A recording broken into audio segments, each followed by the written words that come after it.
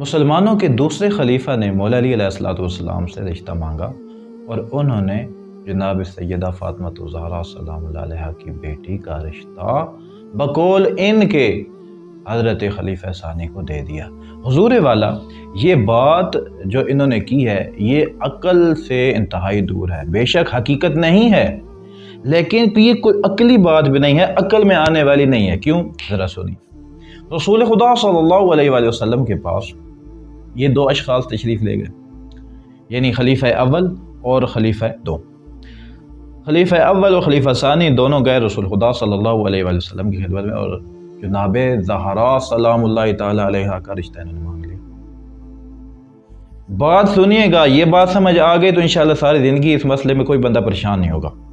رسول خدا کا جواب کیا ہے؟ رسول خدا نے فرمایا انہا صغیرہ، جناب سیدہ فاطمہ الزہرا سلام اللہ علیہا کی شادی حضرت ابوبکر اور حضرت عمر سے اس لیے نہیں ہو سکتی کیونکہ جناب زہرا سلام اللہ علیہا بھی چھوٹی ہیں۔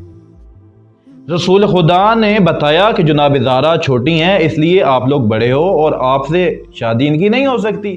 جب خود جناب زہرا سلام اللہ علیہا کی حضرت عمر سے شادی نہیں ہو سکتی کیونکہ چھوٹی ہیں، تو خود پھر جناب زہرا سلام اللہ علیہا کی آگے بیٹی اس سے نکاح جو ہے وہ ان حضرت سے کیسے ہو سکتا ہے؟